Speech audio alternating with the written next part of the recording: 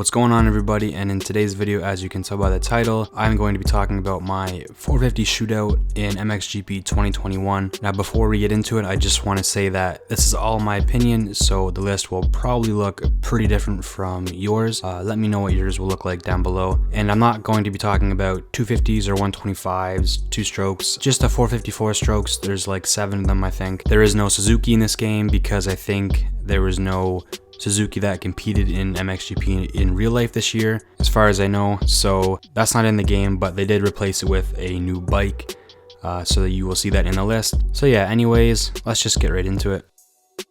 Coming in at last place, we have the Beta RX. I'm not making that name up. This company decided to name their bike a Beta. And when you decide to name your bike that, it probably means it's not going to be too good. If you're like myself, you might miss the Suzuki in this game, but this bike, it takes its place very well, in that being that this is the slowest goddamn bike we have seen in mankind. I'm not making that up. The Suzuki is quicker than this bike. So yeah, it's just a really slow bike, acceleration wise and mid and top speed. It's just a goddamn snail on the track, or a turtle, whatever you want to describe it as. It's really slow. It handles just fine in the berms and stuff like that, but when you're on flat corners, it seems like it kind of just sweeps wide. You can't get those tight turns too easily on it. Brakes seem fine on it. Suspension is god awful. It's the only bike that I really seem to notice the suspension not being up to par with the other bikes. It just was not on the same level. It bounces around everywhere and it just does not absorb bumps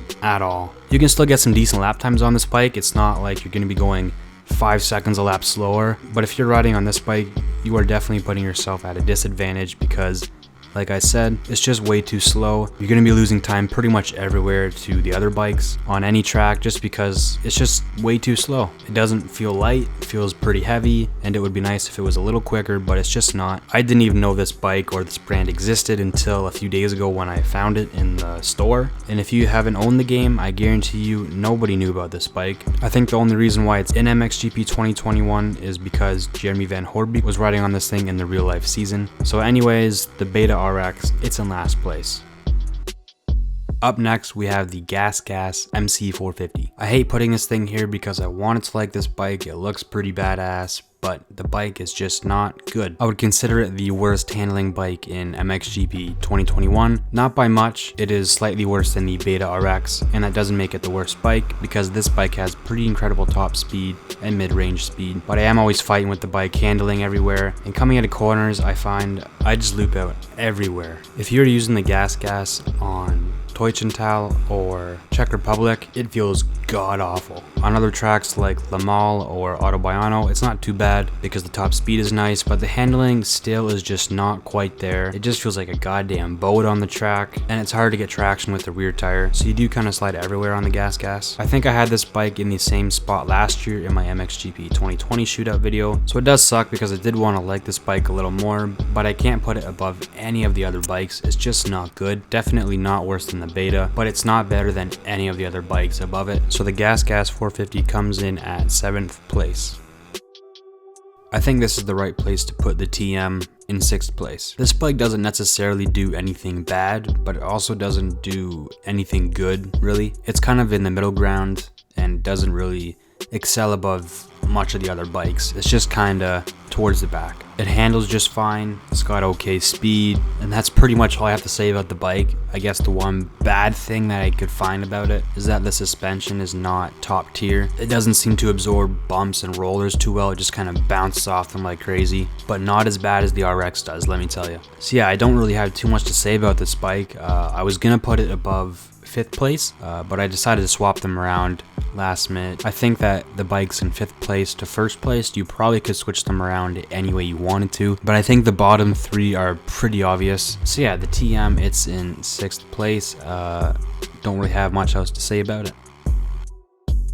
In 5th place, I'm putting the KTM. Like I said, the bikes from 1st place to 5th place, you could probably swap them around any way you'd like, but I think 5th place is the right spot for the KTM, in my opinion. The best thing, hands down, about this bike is that coming out of corners, this has to be the smoothest bike in the game. It's between this one and the Husqvarna. It's so smooth at corners, the back end is very planted, and it's very satisfying to ride, especially when you get the hang of it. The only thing I really don't like about the bike is it's very, very heavy, and it doesn't want to turn too well in tight corners, kind of like the GasGas, but it definitely feels better than the GasGas for sure. It feels very slow coming out of corners, which is maybe why it feels so smooth at the same time, but this thing bitches down the straight. It's pretty damn quick. I don't think it's the fastest bike in the game top speed wise, but it's probably in the top 3. It's very quick. Suspension is top tier on this bike.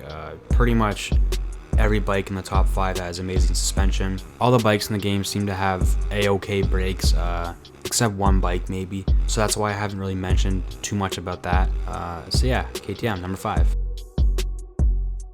The Yamaha comes in at number 4, and the main reason why I have it here in this place is because this is the best accelerating bike in the game by far, I think. This thing absolutely zooms out of corners, and at the same time, that's the downfall of it because it is very hard to get traction on the bike. You are going to be sliding out, looping out, and losing control of the bike a lot, mainly because it accelerates really fast, and it's just hard to get the hang of, and it's super hard to control. This also may be the best handling bike in the game as far as it being super light. I think it is tied with the Kawasaki for being the lightest bike in the game. But yeah, like I said, the downfall is it's super easy to slide out on the bike. Probably the easiest one in the game to crash on. The top speed's fine, but the acceleration is the best part about the bike, and at the same time, it's the worst part about the bike. Suspension is fine, brakes are fine, but yeah, I couldn't put it above the top 3 just because I think those ones are a little better, and for me, being able to crash super easy on this bike is what helped me decide to put the Yamaha in at number 4. Also, the last thing that's a little bit annoying with the Yamaha, the front end loves to dig on it, which can be really annoying because it digs so much that you end up falling over, or you just straight out lose traction and you can't get the bike going. It sounds like I'm talking a lot of shit about the Yamaha, but I love it. It's a great bike, but those are just a couple things wrong with it. So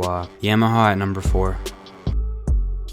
Now, the Kawasaki at number 3 was a pretty hard decision just because the machine that's in the number 2 spot and the Kawasaki are very identical bikes. The only thing that bumped the Kawasaki down to number 3 was the top speed. The Kawasaki is probably the second slowest bike in the game next to the, what's that bike called? I forget actually.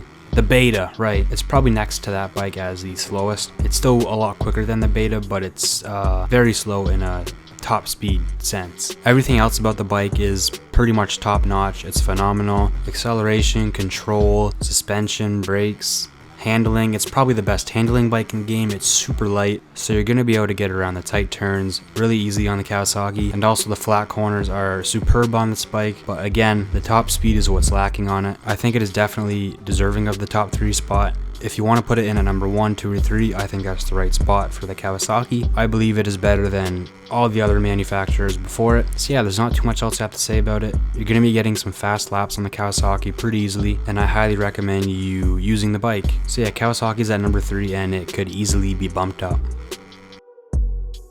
Everything that I said about the Kawasaki basically applies to the Honda. They're pretty much identical bikes. The one thing that puts the Honda in at number 2, and the reason why it is better than the Kawasaki, the top speed is absolutely fucking insane on this bike. I think it is the fastest bike in the game in terms of top speed. It's between this, KTM, and the Husqvarna. But yeah, it's just so goddamn fast. It handles well, suspension's good. The only thing that I noticed wasn't amazing on the Honda, and this is kind of nitpicky because I was just trying to find stuff to complain about with the bikes because it's very hard to make this list. The Honda's brakes, the front brake, the back brake, they don't seem to be as powerful as the other bikes. It seems to be kind of towards the bottom or the worst one in the game in terms of braking power. But yeah, that is kind of a nitpicky thing. Everything else about the bike is incredible. It's super fast, handles great, suspension is awesome, and yeah, that top speed is just absolutely insane. So you're going to be getting some insane lap times on this bike, especially on tracks like Lommel or Autobahn again. I haven't ridden this bike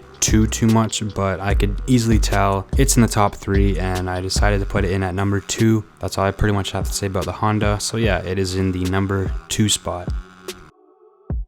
The Husqvarna is easily the best bike in MXGP 2021. I'm pretty sure I gave this thing first place in MXGP 2020, and in this game, it was an even easier decision. The Husqvarna doesn't do one thing wrong in my opinion. The only thing I can see you complaining about, it depends on the type of rider you are, but the bike is very heavy, but at the same time, it handles everywhere so nicely. The tight corners, flat corners, berms, rollers, braking bumps, jumps, whatever. It just does everything so well. It is probably the perfect bike, I guess you could describe it as. At least for my riding style, it feels like I'm right at home. I'm just that comfortable on the bike. And the funny thing about this bike, I've only ridden it for probably a total of an hour and a half on this game, and you can just tell it's by far the best bike in the game. It may be the fastest bike top speed wise in the game. It handles so beautifully. Coming out of corners, it's so smooth. The bike is super stable. It doesn't bounce around anywhere. You can just put it wherever you want it. Like some people say about these bikes, man, this thing just barks. It gets going, man. The Husqvarna will for sure be my main bike that I use in online races, career, whatever it may be. I'm gonna be sticking with this bike because it is just the best.